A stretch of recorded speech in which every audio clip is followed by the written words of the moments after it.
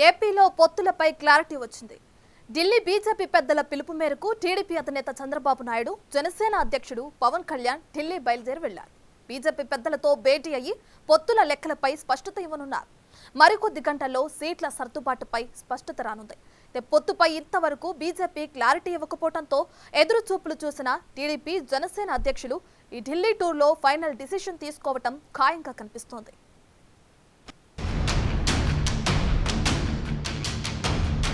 బీజేపీతో పొత్తుల లెక్కలు తేల్చుకోవటానికి టీడీపీ అధినేత చంద్రబాబు నాయుడు, జనసేన అధ్యక్షుడు పవన్ కళ్యాణ్ ఢిల్లీ వెళ్లటం ప్రాధాన్యత సంతరించుకుంది.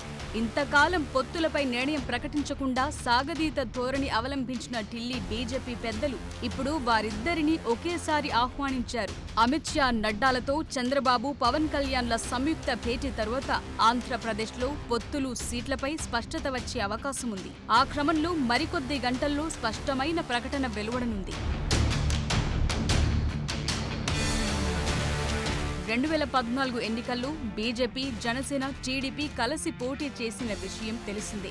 ఆ సమయంలో టీడీపీ కూటమి ప్రభుత్వం ఏర్పాటైంది. 2019లో జరిగిన ఎన్నికల్లో ఎవరికి వారు ఒంటరిగా పోటీ చేయగా వైసీపీ అధికారం చేపట్టింది. ఇప్పుడు మళ్లీ ఈ మూడు పార్టీలు కలిసి పోటీ చేయాలని భావిస్తున్నాయి. పొత్తు కన్ఫర్మ్ అయితే సీట్ల కేటాయింపు అంశం కూడా తేలనుంది. ఇప్పటికే తొలిదశ అభ్యర్థుల జాబితాను టీడీపీ, జనసేనలు ప్రకటించారు. రెండో జాబితాను సైతం సిద్ధం చేసినట్లు వార్తలొస్తున్నాయి. దాంతో అలర్ట్ అయిన బీజేపీ పెద్దలు వారిని ఢిల్లీ పిలిపించారంటున్నారు. బీజేపీ నిర్ణయం కోసం ఎదురు చూస్తున్న ఇరు పార్టీల అధినేతలు దానిపై తేల్చుకోవటానికి ఢిల్లీ బయలుదేరారు.